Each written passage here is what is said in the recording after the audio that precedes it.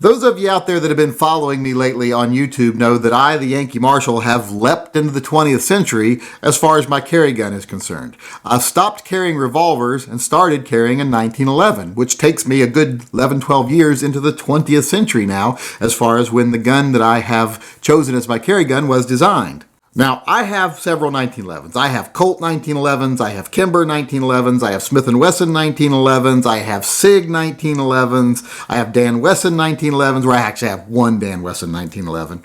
And of all the 1911s I have, I think the SIGs are actually my favorites for carry. And there's several different reasons for that. One, well, it's just a SIG. It's not like I'm damaging a Colt or a Dan Wesson or something if I scratch it or drop it or whatever. But even more importantly, they come with everything I need pretty much on them already. They come with night sights. They tend to come with ambidextrous safeties, which I like on a 1911. They come with nice skeletonized triggers. They usually come with mag wells, even though this one didn't. They come with the kind of safeties I like, with the bump out on the bottom here. So I like the SIG 1911s. They just seem to bring everything I want in a gun together into one package, stock from the dealer.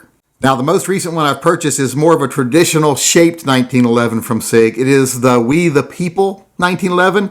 Now, I love the way this gun looks. A lot of people might not like it. They might think it's a little too flashy. And with the grips, I kind of might agree with them.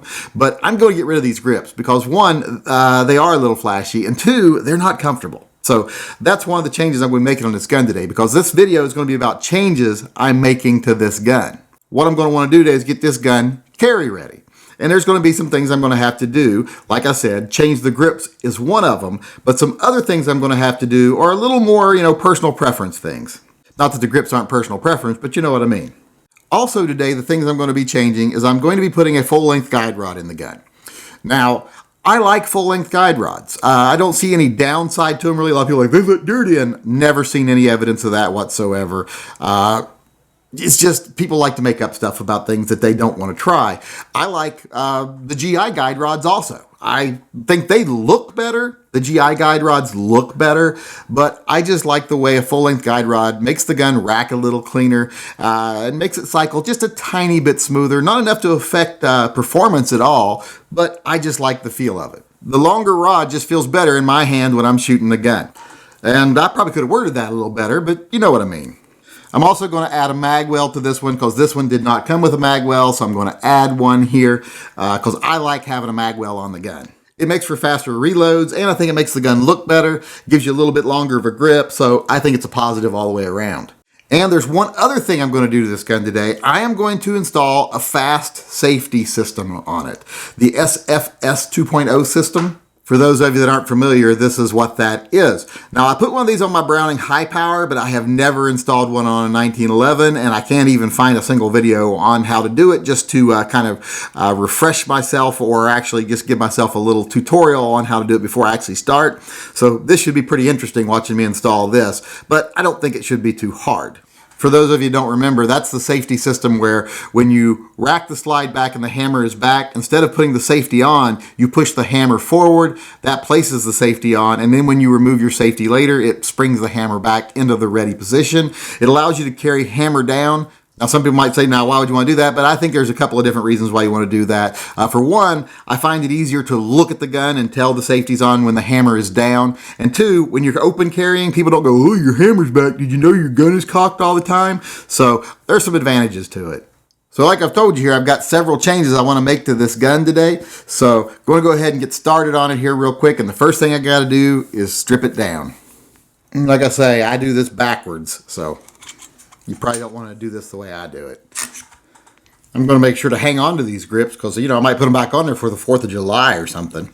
Because the grips are really the only part of the gun I don't like. I love the finish. That finish just is perfect for me because it's already a worn, kind of dinged up, nasty finish, but it's supposed to be like that. So if you carry it and it wears, it looks just like it's supposed to look. So it doesn't bother my OCD because my OCD isn't about things being perfect. It's about things being the way they're supposed to be. Now we've got to take the ambi safety out here. Now the SIG ambi safeties are a little bit different because they actually have a little locking mechanism in here for them where they stay together. They don't have that little wing that goes down under the grip to use the grip to hold the safety on, which I like this design a lot better, but it does make it a little harder to get out. You got to grab it and kind of just wiggle it and work it for a little while here.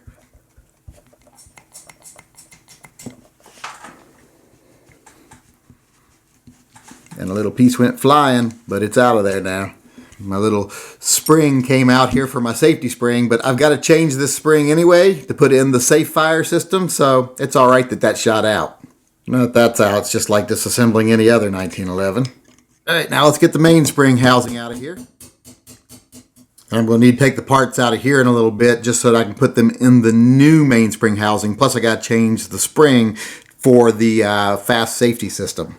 All right, then your gun starts coming apart here.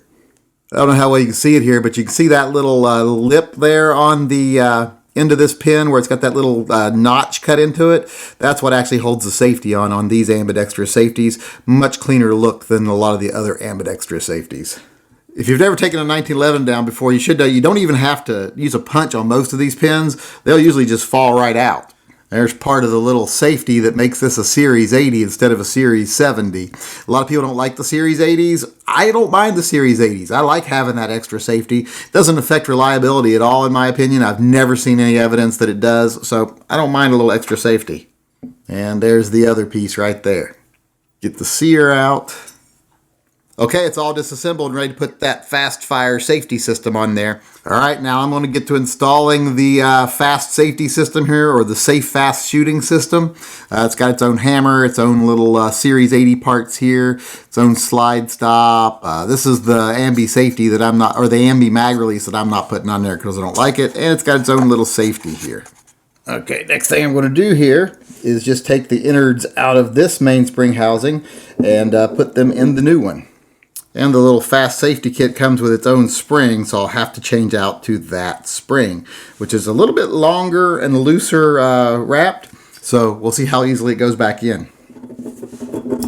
Oh, shit. Well, the answer to how easily it goes in is not very. There, pretty easy. Now we'll just set this aside till we're ready to put it back in. Okay, now here's the part I'm just not going to be able to show you. I've got to put this little piece in right beside the sear and the disconnector where the old Type 80 safety was. This just replaces the bottom half of that. There's just no way I can get an angle on this to show you well. So I'm just going to have to slide it up in there and hope you all can figure that part out on your own. Okay, I got to put the second part of the little safety system here, that little Series 80 safety system. This replaces the top part of that, and it just goes in right like the old one did, and the hammer spring will go, or not the hammer spring, but the hammer pin will go through it and the hammer. Here's where I have to use the pin from the Kimber I took out. And if it's lined up right, when you pull the trigger, that little piece right there should pop up, and it's doing it, so must have got it in right accidentally. Okay, it's in there now. I just got to start putting stuff back together. All right, let's get our little spring back where it goes here, which is really easy. It's got a little notch there at the bottom where it goes into.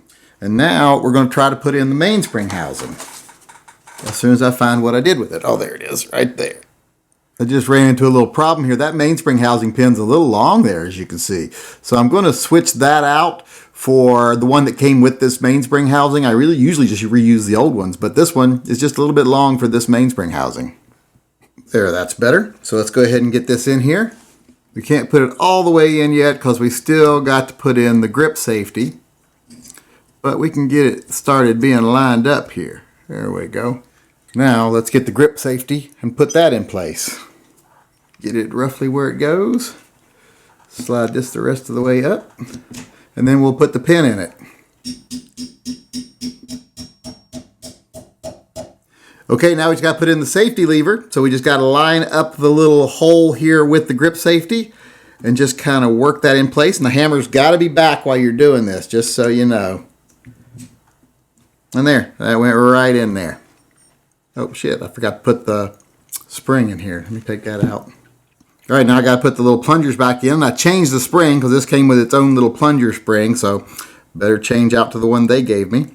Now I've got to put the little safety in here. So I got to line up the grip safety, stick that in there. Hammer's got to be back to put the safety on, as probably most of you know. Use a little something to push the plunger forward. Okay, that's in there. Now I just got to put on the other side. All right, this actually has a pin that's already started here, so let's just go ahead and get this on here and pin it in place. Went right in there. Okay, now that the frame is all together, I can go about putting the slide together with the full length guide rod now. And slide this onto the frame. Make sure the little Series 80 part is down. Use the little slide stop they supplied here to put the slide back together. Now, I don't usually use one of these little plug wrenches here, but with these little full-length guide rod ones, they bite your fingers pretty bad, so I will use one for those. Okay, it is on there and it is working. Now, when you cock the hammer, you don't actually put the safety on to engage the safety. You just put the hammer back forward. That puts the safety into the safe position with the hammer down. And then when you're ready to actually fire the gun, you just remove the safety like you normally would, and it is ready to fire. Okay, now I just got to put the grips on, and I've got two options here. One is, of course, Punisher. Everybody knows I love the Punisher.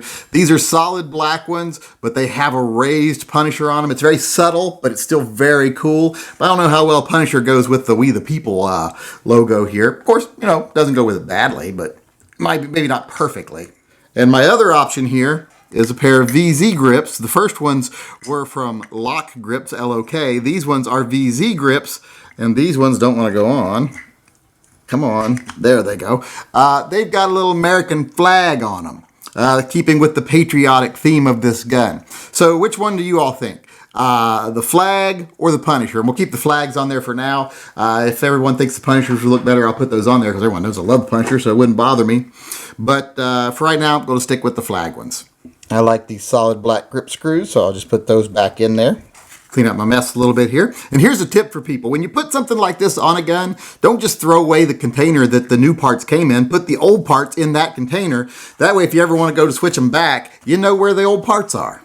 Okay, it is all back together here, complete with that safe fast action system, that fast safety system from BH Spring Solutions. That's where I purchased that at. I went over to their website, bhspringsolutions.com, and bought this little kit from them. So if you want one, that's where I got this one. But I've got it all together now, and as soon as I put enough rounds through it to test it, make sure it's reliable, I trust SIG 1911s. I've got a few of them and never have any of them ever given me any problems.